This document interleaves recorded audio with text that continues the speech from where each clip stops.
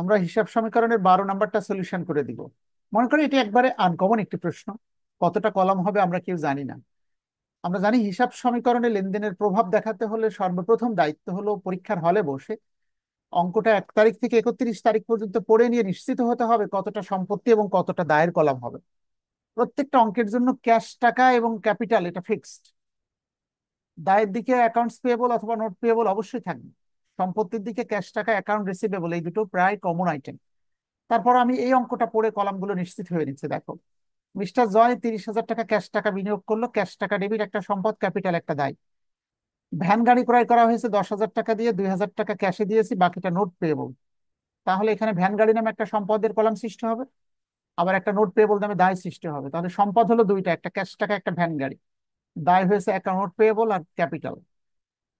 5,000 টাকা পরিশোধ করছি অফিস রেন্ট, এটা খরচ ফর 2 মান্থ, কিন্তু 2 মাসের খরচ একসাথে দেওয়া হয়েছে। রিমেম্বার, 1 মাসের টাকাটাকে অ্যাডভান্স ভেবে, অগ্রিম খরচ ভেবে, ওটা অগ্রিম খরচ কিন্তু প্রতিষ্ঠানের ভাষায় সম্পদ। কাজে প্রিপেড রেন্ট এক্সপেন্স নামে আর একটা সম্পত্তির কলাম হবে। সম্পদের কলাম হলো তিনটা। 2,400 টাকা সার্ভিস সেবা দেওয়া হলো বাকিতে। অ্যাকাউন্ট রিসিভেবল নামে আরেকটা সম্পদ, সম্পদ হলো চারটা। সাপ্লাইজ ক্রয় করছে বাকিতে, সাপ্লাইজ নামে আরেকটা সম্পদ, পাঁচটা সম্পদ। আচ্ছা, রিসিভ ক্যাশ টাকা, made a cash payment of টাকা এত, নোট পেয়েবল নামে দায় ছিল, সার্ভিস রেভিনিউ আর্ন এত টাকা, এত cash bill for the balance. আচ্ছা, তো এখানে সার্ভিস রেভিনিউ আর্ন হয়েছে 30,000 টাকা, ভবিষ্যতে টাকা পাবো, অ্যাকাউন্ট রিসিভেবল। রিসিভ ক্যাশ টাকা এত in full settlement for service, cash টাকা গ্রহণ করলাম। ডেপ্রিসিয়েশন চার্জ পেড এত ফর এমপ্লয় সার্ভিস। তাহলে পাঁচটি হলো সম্পদের কলাম। দায়ের দিকে অনলি দুইটা আইটেম, একটি হলো নোট পেয়েবল আর একটি হলো ক্যাপিটাল। ঠিক আছে, ফার্স্ট ইয়ার ছাড়া যদি কোনো স্টুডেন্ট থেকে থেকে থাকে যাদের টার্ম পেপারের উপর ক্লাস ছিল আজকে, তাদের 9টায় উপস্থিত হতে হবে। আমি এখন পুরো অঙ্কটা খুব দ্রুত পড়ে আমরা নিশ্চিত হয়ে নিলাম পরীক্ষার হলে যে এই অঙ্কের কতটা সম্পদ এবং দায়ের কলাম হবে। আমরা দেখতে পেলাম সম্পত্তির কলাম হবে 5টা আর দায়ের কলাম হবে অনলি একটা। সো এমন একটি কলাম আছে, এমন একটি প্রশ্ন আমি, স্যার, বলো। অ্যাকাউন্টস পেয়েবল আছে স্যার।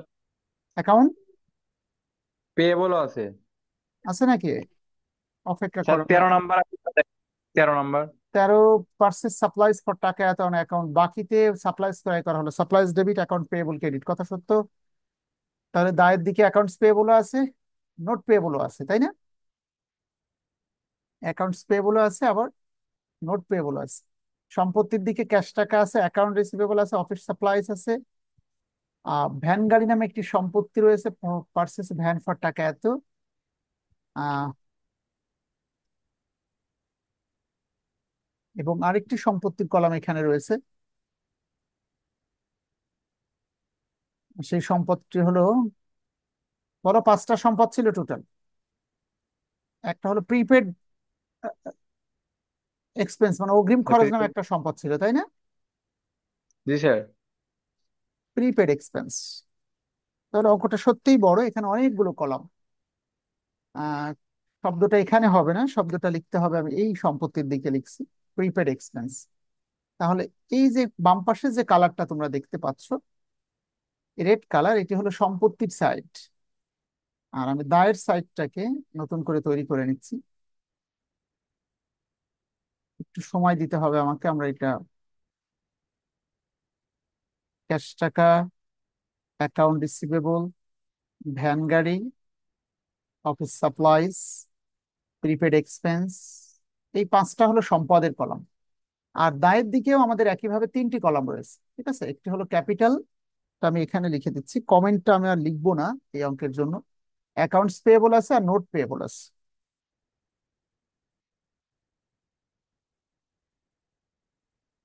আশা করি সবাই কলামটা বুঝতে পারছো। সো এই দায়ের পাশটাকে আমি অন্য কালার করে দিচ্ছি ফর ইউর বেটারমেন্ট।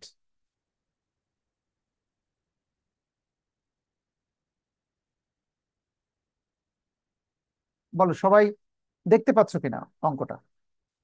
তাহলে শুরুতেই বলে বলে রাখি, এই প্রশ্ন সলিউশন করার পরীক্ষার হলে বসেও আমাদের এইভাবে আগে কলামটা নিশ্চিত হতে হবে। এবং এখানে প্রতিষ্ঠানের নাম লিখতে হবে মিস্টার জয়। তারপর ব্যাখ্যায় কি লিখতে হবে কে বলতে পারবে? মিস্টার জয়ের কি বলো তো? Sir, summary of transaction and their effect on accounting equation. Equation, এই লাইনটা লিখতে হবে। সামারি অফ ট্রানজেকশনস মানে এর বাংলা কি বলো তো? And their effect on accounting equation.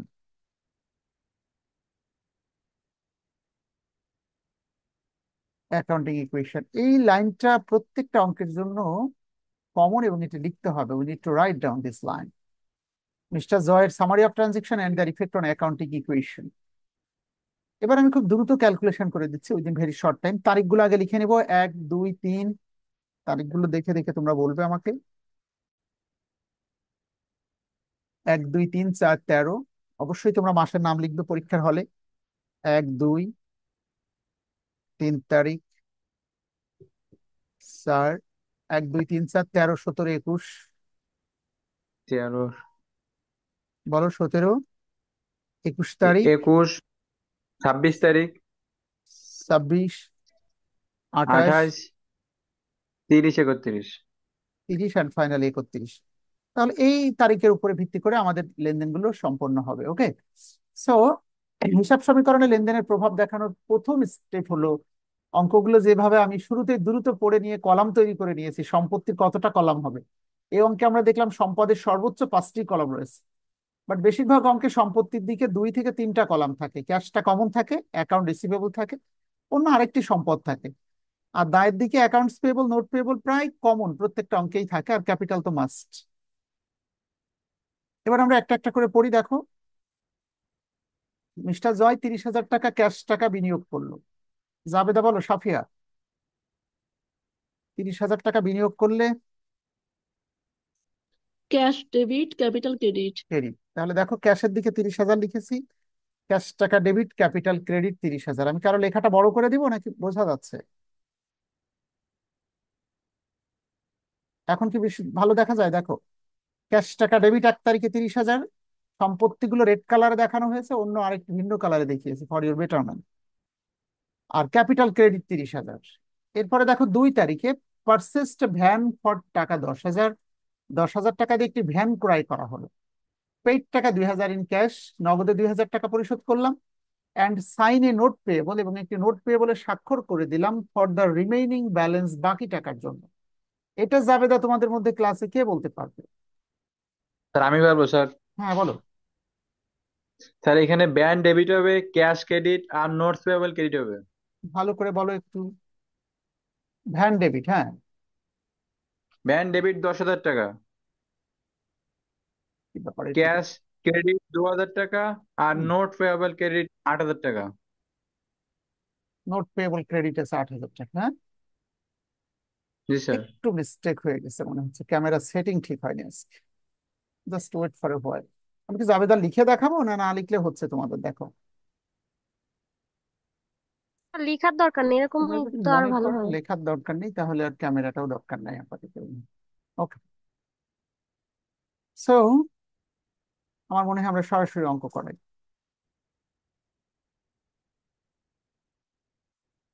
সম্ভবত ঠিক বলেছে, ভ্যান গাড়ি যদি 10,000 টাকা দিয়ে ক্রয় করা হয়, তাহলে ভ্যান নামে একটি সম্পত্তি বৃদ্ধি পেলো, ভ্যান 10,000 টাকা। তাহলে ভ্যানের দিকে লিখছে দেখো 2 তারিখে এই যে 10,000। এই ভ্যান 10,000 টাকার ভ্যান ডেবিট। ভ্যানটা কিনতে যে 2 তারিখে ক্যাশ টাকা চলে গেল 2,000, ক্যাশ টাকা ক্রেডিট। ক্যাশ টাকা কমে গেলে মাইনাস হবে। এবং নোট পেয়েবল নামে একটা দায় সৃষ্টি হলো, বাকি 8,000 টাকা, রিমেইনিং টাকা, মানে বাকি 8,000 টাকা নোট পেয়েবলে সাইন করে দিলাম। এই যে দেখো 8,000 টাকা। সে সম্পত্তির দিকেও দিন শেষে 8,000 বৃদ্ধি পেয়েছে, দায়ের দিকেও 8,000-ই বৃদ্ধি পেয়েছে। এরপরে 3 তারিখে পেইড টাকা 5,000 for office rent for 2 month. 5,000 টাকার অফিসের ভাড়া পরিশোধ করা হলো, কিন্তু 2 মাসের জন্য। 1 মাসের না, 2 মাসের টাকা একবারে পেড করে দিচ্ছে। সো কি হবে জাবেদা, কে বলতে পারবে? Anybody else? Prepaid rent expense debit cash credit. Prepaid rent expense debit আর ক্যাশ টাকা ক্রেডিট। তাহলে প্রিপেড রেন্ট এক্সপেন্স ডেবিট 2 মাসের টাকাটার কথা লেখা আছে এখানে, যদি শুধু 1 মাসের টাকাটা হতো তাহলে কিন্তু আমাদের কোনো সমস্যা ছিল না। এখন 5,000 টাকা অফিস রেন্ট পেড করা হয়েছে 2 মাসের জন্য। যদি এমনিতে লেখা থাকতো পেইড টাকা 5,000 ফর অফিস রেন্ট, আসলে কথা তো সত্য, 3 তারিখে টাকা দিচ্ছ মানে পুরাটাই অ্যাডভান্স ভাবতে হবে। ভেবে prepaid rent expense debit, prepaid অগ্রিম ভাড়া নামে একটা সম্পত্তি বৃদ্ধি পেলো 5,000 টাকা 3 তারিখে। আর ক্যাশ টাকা চলে যাচ্ছে প্রতিষ্ঠান থেকে, ক্যাশ টাকা চলে গেল 5,000। তাহলে একটা সম্পত্তি বাড়লো কিন্তু আরেকটি সম্পত্তি কমে গেল। এটাই হলো অ্যাকাউন্টিং এর ভাষা, সম্পত্তি বাড়লো সম্পত্তি কমলো। এরপরে বলো দেখি, সাদিয়া ইসলাম কে আছে, তুমি কি পরে বাংলা অর্থ করতে পারবে? পরেরটা 4 তারিখ। স্যার, হুম। স্যার 3 নম্বরে আমি এখানে ক্যাশ দিছি 5,000 টাকা মাইনাস, আর প্রিপেড রেন্ট 2500 টাকা প্লাস দিছি, আর ক্যাপিটাল 2500 টাকা মাইনাস দিছি, আমার অঙ্ক মাইনাস, হবে? আসলে নিয়ম অনুযায়ী সেটি হওয়ার কথা, কারণ 1 মাসের খরচ তো আসলে 1 মাসের অঙ্ক তো, 1 মাসের খরচ করার বিধান আছে। তবে একটা প্রসঙ্গ থাকে, বাড়ি ভাড়াটা তুমি কখন দিবা, মাসের শুরু নাকি মাসের শেষ? এখন মাসের যেহেতু শেষে স্যার। শেষে দিবা, যেহেতু এটা 3 তারিখে দিয়ে ফেলছে, এই কারণে আমি 2 মাসটাকে অ্যাডভান্স হিসেবে দেখিয়ে দিয়েছি। এতে কোনো অসুবিধা ও নেই। আচ্ছা, বুঝতে পারছো? ঠিক আছে আর স্যার। যদি এটা 31 তারিখে থাকতো না ভাড়াটা, তাহলে তুমি যেটা বলছো ওটা করে দিতাম, যে 1 মাসের খরচ, ভাড়া হিসেবে 1 মাসের খরচ বলে ক্যাপিটাল থেকে বাদ দিতাম, আর 1 মাসটা 2,500 টাকা অ্যাডভান্স দেখাতাম।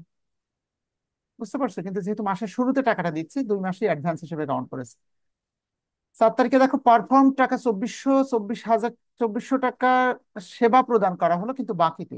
সাব্বির, বাকিতে সেবা দিচ্ছি, টাকা কি পেয়েছি নাকি ভবিষ্যতে পাবো?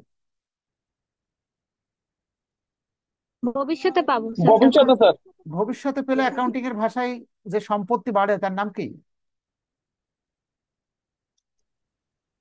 Account receivable. Account receivable. Perform শব্দের অর্থ হলো সম্পাদন করা হলো। 2400 টাকা সেবা দেওয়া হলো বাকিতে, ভবিষ্যতে টাকা পাবো, account receivable debit, service revenue credit. তাহলে অ্যাকাউন্ট রিসিভেবল নামে 4 তারিখে 2400 টাকার একটা সম্পত্তি বৃদ্ধি পেল। হ্যাঁ, কিন্তু একটা আয়ের কারণে এই সম্পত্তিটা বৃদ্ধি পেয়েছে। আমরা জানি আয় হলে মালিকের টাকা বৃদ্ধি পায়, এই যে 2400 টাকা ক্যাপিটালের সাথে যোগ হয়েছে। হিসাব সমীকরণে শুধু 2টা সূত্র মনে রাখলেই হয়, আমি প্রায়ই বলি। যদি কোনো লেনদেনের কারণে প্রতিষ্ঠানের আয় হয়, মালিকের টাকা বৃদ্ধি পাবে। যদি কোনো লেনদেনের কারণে প্রতিষ্ঠানের ব্যয় হয়, মালিকের টাকা কমে যাবে। তো বুঝতেই পারছে স্বাভাবিকভাবেই যে আসলে এখানে একটি আয় হয়েছে, সার্ভিস দিয়েছে, সেবা দিলে আয় হয়, আয় হলে মালিকের টাকা বাড়ে। এরপরে বলো দেখি পরেরটা, মিতু আক্তার, তুমি বলো দেখি 13 তারিখ, জাবেদাটা বলো। Parcel supply for hmm. 500 on account, বাকিতে সাপ্লাই ক্রয় করছে বাকিতে সাপ্লাইজ ক্রয় করে, 500 টাকা। জাবেদাটা কি হবে? স্যার সাপ্লাইজ ডেবিট আর হচ্ছে বাকিতে হুম। Account payable credit. সাপ্লাইজ নামে একটা সম্পত্তি বৃদ্ধি পেল, আর যেহেতু বাকিতে ক্রয় করেছি, ভবিষ্যতে টাকা পে করতে হবে, অ্যাকাউন্টস পেয়েবল ক্রেডিট। হ্যাঁ, পারচেসড মানে হ্যাঁ ক্রয় করা হলো, সাপ্লাইজ মানে মনিহারি। তাহলে এই লেনদেনের ফলে ম্যানেজার হিসেবে মনিহারি গ্রহণ করলাম, সাপ্লাইজ এলো তাই সাপ্লাইজ ডেবিট। আর বাকিতে কিনেছি, ভবিষ্যতে টাকা আমরা পে করবো, অ্যাকাউন্টস পেয়েবল ক্রেডিট। তাহলে সাপ্লাইজ নামে 500 টাকা সম্পত্তি বৃদ্ধি পেল 13 তারিখে। এই যে 13 তারিখ বরাবর অফিস সাপ্লাইজ এর এখানে 500 টাকা, আর বাকিতে ক্রয় করেছি বিধায় দায়ের দিকে 500 টাকা বৃদ্ধি পেল, সেই দায়টার নাম হলো অ্যাকাউন্টস পেয়েবল, এই বরাবর। পরেরটা উম্মে হাবিবা বলো দেখি, 17 তারিখ।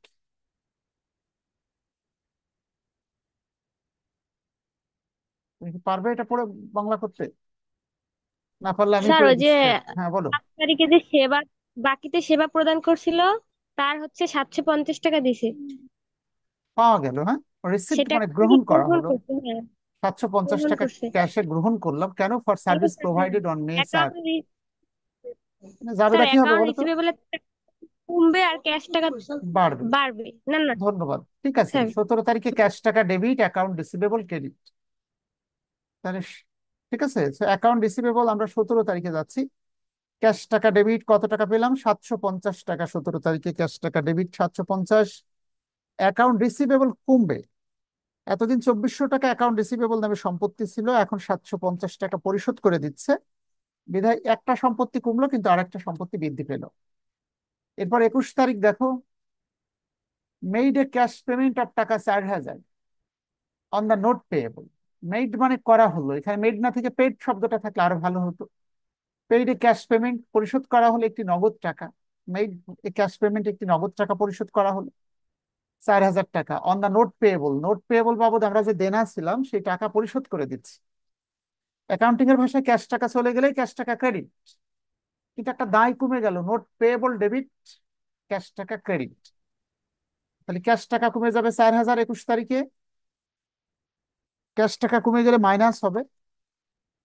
আর নোট পেয়েবল নামে একটা দায় কমবে, কিন্তু নোট পেয়েবল দায় আছে দেখো 8,000, এই যে 4,000 মাইনাস, লেখাটা অনেক ছোট দেখা যাচ্ছে, বড় করে দিচ্ছি।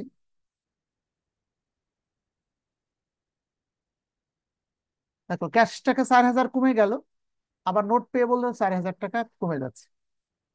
কারণ 4,000 টাকা দেনা যদি পরিশোধ করি তাহলে দায় কমে গেল 4,000, ক্যাশ বক্স থেকে নগদ টাকাও কমে গেল 4,000 এই লেনদেনের ফলে। এরপরে 26 তারিখ, বলো আকাশ সর্দার, আশিক সর্দার, এই 26 তারিখ কি হবে? স্যার 26 তারিখে বলছে যে সার্ভিস রেভিনিউ আর্ন অফ টাকা 30,000 টাকা, কিন্তু এখানে স্যার 10,000 টাকা নগদ পাইছে আর 20,000 টাকা জন্য বিল পে করছে। তাহলে এখানে নগদে আসবে 10,000 টাকা, অ্যাকাউন্ট রিসিভেবল আসবে 20,000 টাকা, আর ক্যাপিটাল আসবে 30,000 টাকা। বুঝতে পারছো সবাই? সার্ভিস রেভিনিউ মানে সেবা আয়, 30,000 টাকা আর্ন মানে অর্জিত হলো। অ্যাকাউন্টিং এর ভাষায় সেবা আয় অর্জিত হলেই আয় অ্যাকাউন্টিং এর ভাষায় সবসময় ক্রেডিট। সার্ভিস রেভিনিউ ক্রেডিট 30,000, কিন্তু প্রশ্ন প্রশ্ন হলো 30,000 টাকা কি আমরা ক্যাশে পেলাম? লেখা আছে টাকা 10,000 ইন ক্যাশ, ক্যাশ টাকা পেলাম 10,000, ক্যাশ টাকা debit. And the customers were billed for the balance, এবং বাকি টাকার জন্য কাস্টমারের নামে বিল লিখে রাখা হলো। ভবিষ্যতে টাকা নিব, এটাকে অ্যাকাউন্ট রিসিভেবল বলা হয়। তাহলে ক্যাশ টাকা নামে সম্পত্তি বাড়লো 10,000 ডেবিট, অ্যাকাউন্ট রিসিভেবল নামে সম্পত্তি বাড়লো 20,000 debit, service revenue credit 30,000। So cash টাকা আমরা কত তারিখে, এটা 26 তারিখে ক্যাশে বাড়বে 10,000, এই যে 10,000 ক্যাশ টাকা ডেবিট, অ্যাকাউন্ট রিসিভেবল নামে 20,000 টাকা সম্পত্তি বাড়লো ডেবিট, 30,000 টাকা আয় বাড়লো। আয় বাড়লে আমরা জানি মালিকের টাকা বৃদ্ধি পায়, এই যে ক্যাপিটাল বরাবর 30,000 টাকা ক্যাপিটাল ক্রেডিট। কারণ আয় হলেই অ্যাকাউন্টিং এর ভাষায় মালিকের টাকা বাড়বে, ব্যয় হলে মালিকের টাকা কমবে। 28 তারিখে রিসিভ ক্যাশ টাকা 1,500 টাকা নগদ গ্রহণ করা হবে। সাফিয়া এবং সাব্বির কে বলতে পারবে? অ্যাজ ফুল সেটেলমেন্ট, পূর্ণ নিষ্পত্তিতে, for service provided on May 4, এটা কে বলতে পারবে? 4 তারিখে যে সার্ভিসটা দেওয়া হয়েছিল ওর 1500 টাকা সেটেলমেন্ট করে দিয়েছে, 1500 টাকা দিয়ে স্যার। কত টাকা পাওয়া যাবে সেটি কি বলতে পারবে? স্যার 4 তারিখ হলো আপনার 1650 টাকা। বলো। আগে দিছিল আপনার 750। স্যার আগে দিছিল 750, এবার তাহলে 1500 থেকে 750 বাদ দিতে হচ্ছে। স্যার No, no, 1650 টাকা পাওয়া যাবে স্যার। একটু খেয়াল করো সবাই, হ্যাঁ ধন্যবাদ, একটু স্যার, এখানে কনসেপ্ট আমরা অন্তত পাইতাম পক্ষে 2400 টাকা, 2400 টাকা পাইতাম। দেখো। 7 তারিখে আমরা 2,400 টাকা বাকিতে সেবা দিয়েছিলাম, 2,400 টাকা পেতাম, যার মধ্যে 17 তারিখে 750 টাকা আমরা গ্রহণ করেছিলাম। তাহলে আর টাকা পাওয়া যাবে তার কাছে কত? 1,650। 1650 টাকা। 1,650 টাকা পাবো। এখন 1,500 টাকা গ্রহণ করে পূর্ণ নিষ্পত্তিতে বাকি টাকা আমরা তাকে ডিসকাউন্ট দিয়ে দিচ্ছি। রিসিভ ক্যাশ টাকা 1,500 টাকা পাবো, এখনো 1,650, আর 150 টাকা আমাদের লস হয়ে গেল। আগে জাবেদাটা শুনে নাও। ক্যাশ টাকা পাচ্ছি 1,500 ডেবিট, একটা ডিসকাউন্ট দিয়েছে যেটা অ্যাকাউন্টিং এর ভাষায় খরচ। ওই খরচটার নাম হলো সেলস ডিসকাউন্ট বা merchandise inventory. Sales discount debit 150 টাকা। তাহলে 1,500 আর 150, 1,650, দুটো ডেবিট মিলে ক্যাশ টাকা ডেবিট 1,500। সেলস ডিসকাউন্ট নামে একটা খরচ বা ক্ষতি হলো 150 টাকা ডেবিট। আর অ্যাকাউন্ট রিসিভেবল ক্রেডিট কিন্তু 1,650। ফুল সেটেলমেন্ট মানে তার সাথে কন্ট্যাক্ট হয়েছে, আর কখনো তার কাছে টাকা চাওয়া যাবে না। এটিকে অ্যাকাউন্টিং এর ভাষায় ফুল সেটেলমেন্ট বলে। সো আশা করি এটা বুঝতে পারছো। ক্যাশ টাকা এই মুহূর্তে গ্রহণ করলাম 1,500 টাকা ডেবিট 28 তারিখে, 1,500 টাকা ডেবিট। কিন্তু অ্যাকাউন্ট রিসিভেবল দেনাদার নামে সম্পত্তি কমে গেছে, কিন্তু 1,650 টাকা ক্রেডিট। টাকা পেতাম 1,650, কিন্তু গ্রহণ করলাম 1,500। প্রশ্ন হলো বাকি টাকাটা, বাকি 150 টাকা সেলস ডিসকাউন্ট দিয়েছি। অ্যাকাউন্টিং এর ভাষায় খরচ বা ক্ষতি হলে মালিকের টাকা কমে যাবে। এই যে 150 টাকা মালিকের স্যার এখান থেকে, 1,650 কি মাইনাস হবে না স্যার, নাকি অবশ্যই ষোলোশো দেবে দেনাদার। পঞ্চাশ কি মাইনাস? হ্যাঁ, দেনাদার থেকে মাইনাস হবে, হুম। ধন্যবাদ। কারণ দেনাদারের কাছ থেকে সম্পত্তি কমলো, বাড়লো না, তাই না? দেনাদার এতদিন টাকা পেতাম 20,000 সে আরো বেশি, সেখান থেকে 1,650 টাকা দেনাদারের কাছ থেকে কমে গেল। এক কথা এই যে 2400 টাকা, 17 তারিখে 750 টাকা গ্রহণ করেছিলাম, বাকি 1650 টাকা ফুল সেটেলমেন্টে 1500 গ্রহণ করে বাকিটা তাকে মাফ করে দেওয়া হলো। আর দুইটা ট্রানজেকশন বাকি আছে। ডেপ্রিসিয়েশন চার্জ টাকা 1000, 1000 টাকা অবশ্যই ধার্য করা হলো। বলো উম্মে হাবিবা এবং সাদিয়া ইসলাম, কে বলতে পারবে এটা? স্যার অবচয় হচ্ছে একটা খরচ, এটা নগদ আর ক্যাপিটাল থেকে বাদ হবে। ডেপ্রিসিয়েশন এক্সপেন্স ডেবিট আর ক্রেডিট কোনটা, কে বলতে পারে?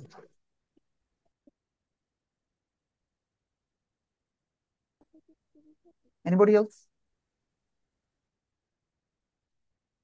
স্যার পুঞ্জীবিত অপচয় না ক্রেডিট, হ্যাঁ, কথা সত্য। অবচয় হিসেবে ডেবিট আর ডেপ্রিসিয়েশন এক্সপেন্স পুঞ্জীবিত ডেবিট, অপচয় হ্যাঁ ক্রেডিট। ভালো বলেছে সে। অ্যাকচুয়াল যাবে হলো depreciation debit, expense debit, accumulated depreciation credit. তো ডেপ্রিসিয়েশন এক্সপেন্স ডেবিট এটা একটা খরচ, এর জন্য মালিকের টাকা কমবে। কিন্তু অ্যাকুমুলেটেড ডেপ্রিসিয়েশন পুঞ্জীভূত অবশ্যই, this is just an opposite item of the asset, সম্পত্তির একটি অপোজিট আইটেম। এই কারণে অ্যাকচুয়াল ল্যাঙ্গুয়েজ ছিল যে পুঞ্জীভূত, এখানে অ্যাকুমুলেটেড ডেপ্রিসিয়েশন নামে দায়ের দিকে আরেকটি কলাম তৈরি করলে ভালো হতো, নাম্বার ওয়ান। আর এটির অ্যাকচুয়াল রুলস হলো যে সম্পত্তির এগেনস্ট এটা মাইনাস করতে হয়, অ্যাকুমুলেটেড ডেপ্রিসিয়েশন। এখন প্রশ্ন হলো এখানে কোন সম্পত্তি আছে যার নাকি অপচয় হতে পারে? একমাত্র ভ্যান গাড়ি আছে। কাজে আপাতত এর 30 তারিখে সঠিক জাবেদা এই অঙ্কের আলোকে depreciation expense debit 1000, accumulated depreciation ব্র্যাকেটে ভ্যান গাড়ি ক্রেডিট 1000। কাজে ভ্যান, এতদিন যে ভ্যান 10,000 টাকা কেনা ছিল তার অবসর হয়েছে 1000 টাকা। 1000 টাকা এখানে আমি 30 তারিখে ভ্যান গাড়ির ডেপ্রিসিয়েশন 1000 মাইনাস করে দিচ্ছি। আর ডেপ্রিসিয়েশন এক্সপেন্স একটি খরচ, অ্যাকাউন্টিং এর ভাষায় খরচ হলে মালিকের টাকা কমে যায়, এটি মাইনাস করে দিচ্ছি। আচ্ছা, 31 তারিখে পেইড 1000 টাকা ফর এমপ্লয়িজ স্যালারিস, এমপ্লয়ীদের বেতন প্রদান করা হলো 1000 টাকা। স্যালারিস এক্সপেন্স ডেবিট, ক্যাশ টাকা ক্রেডিট। ক্যাশ টাকা কমে গেল 1000, ক্যাশ টাকা কমে গেলে মাইনাস হচ্ছে 1000, আর খরচ হলেই মালিকের টাকা কমে যাবে 1000। এই ছিল দুটো ফাইনাল ট্রানজেকশন। আমি আশা করব দুটো কালার সেপারেট করে দেওয়া আছে। অ্যাকাউন্টিং ইকুয়েশনের যে সকল সম্পত্তিগুলোর যোগ করে ডেবিট ব্যালেন্স এবং credit balance must be equal, সবসময় অলওয়েজ উইল বি ইকুয়াল, কোনো সন্দেহ নেই। যোগ করে দেখেছো কেউ ক্যাশ টাকা কত হয়েছে? Anybody else? টোটাল বলো ক্যাশ টাকা কত, কে যোগ করেছো? স্যার 30,250 টাকা। 30,250 টাকা। আর অ্যাকাউন্ট স্যার রিসিভেবল? এখানে স্যার একটা কথা থেকে গেছে। হ্যাঁ বলো। ওই যে প্রিপেড রেন্টটা বাদ দিবেন না আপনি? স্যার প্রিপেড, প্রিপেড রেন্ট, অগ্রিম দ্বারা অগ্রিম এইটা খরচ, স্যার এটা 2 নম্বর। প্রিপেড এক্সপেন্স তো সম্পত্তি হিসেবে লিখে রেখেছি।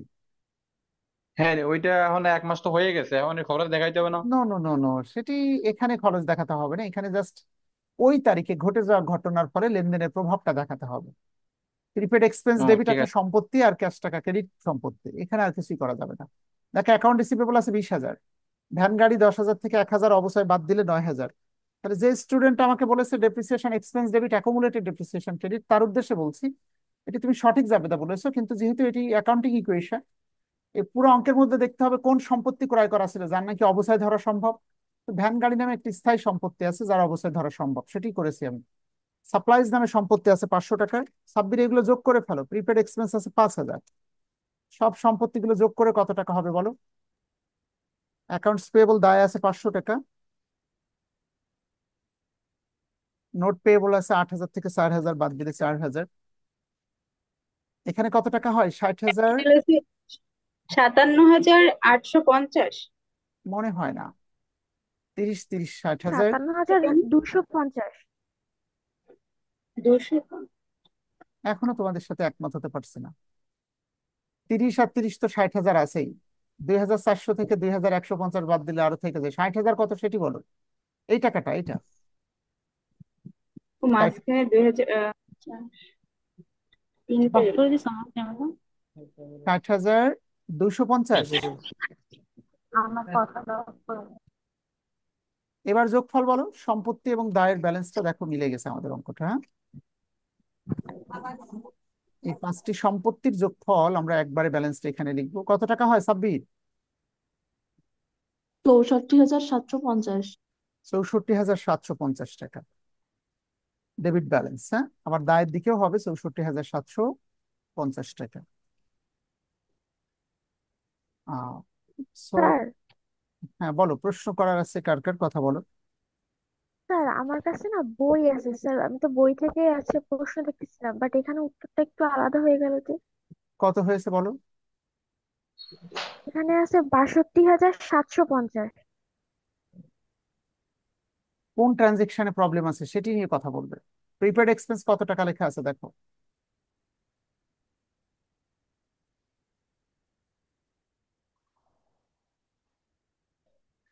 যেটা লেখা থাক না কেন, অ্যাকাউন্টিং এর ভাষায় every transaction has equal effect. হ্যাঁ, যদি অঙ্ক কম্পোজ করা এটা ঠিক থাকে তাহলে দেখো বইয়ে করে দেয়া ভুল আছে কোথাও। হ্যাঁ, এটি তোমাদের জন্য জি পরামর্শ স্যার। থাকছে। এখানে কোথাও আশা করি যোগ বিয়োগে যদি ভুল না হয়, আমাদের অঙ্কের মধ্যে কোনো ভুল নাই। আচ্ছা, এটি আমরা করে দিলাম, আর বাসার হোমওয়ার্ক দিয়ে দিচ্ছি, 13 নাম্বারটা বাসায় করবে।